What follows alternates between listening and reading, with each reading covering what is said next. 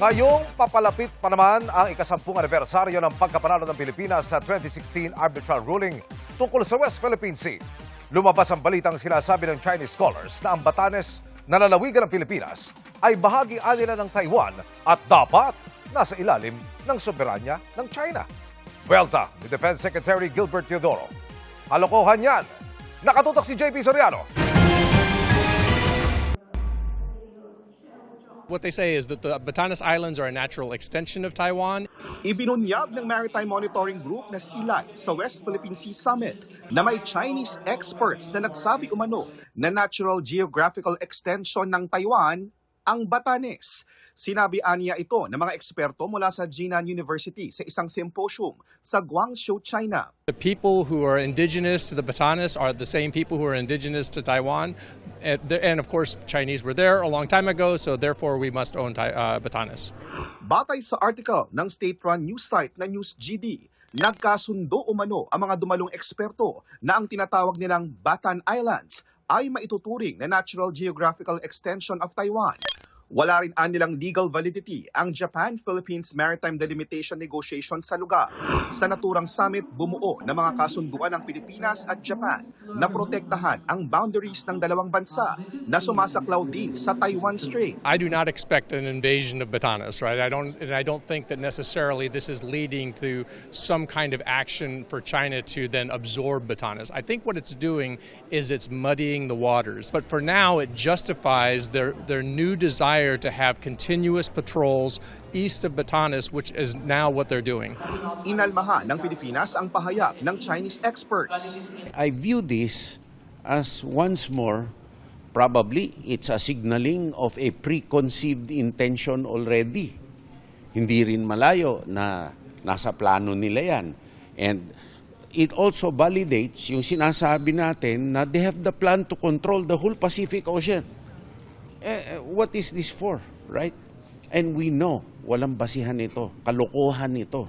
We should really debunk and counter all these lies. Otherwise, kapag hindi natin pinatulan itong mga ganitong kasinungalingan, uulit-ulitin lang nila and they're going to rewrite history once again. Baka hindi natin alam, baka pati Ilog Pasig ang kinin na rin ng China. Hininga ng GMA News ng pahayag ang Department of Foreign Affairs pati ang Chinese Embassy pero wala pa silang tugon sa ngayon. Pero sabi ng isang Maritime and Defense Security Analyst, dapat seryosohin ang mga ganitong uri ng pahayag. Unang-una, yung mga academics na yan, no, tsaka yung institution na yan, hindi nila makukondak yung symposium na yan at yung tema na yan kung layang, of course, approval mula sa Communist Party of China. So lahat yan, tandaan natin walang academic freedom sa China.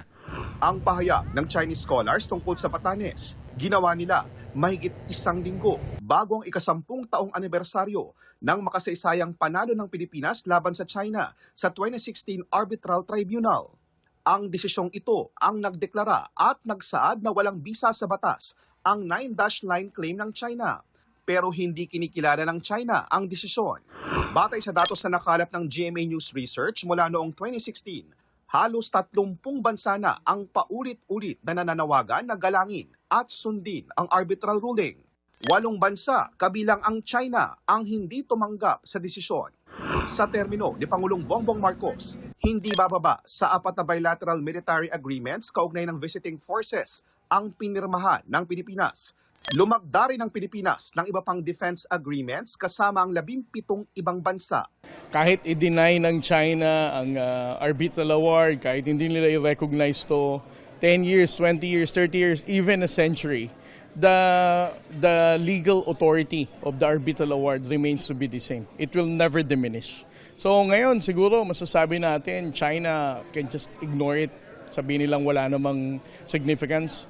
A century after, we are still going to look back. Babalik at babalikan natin to.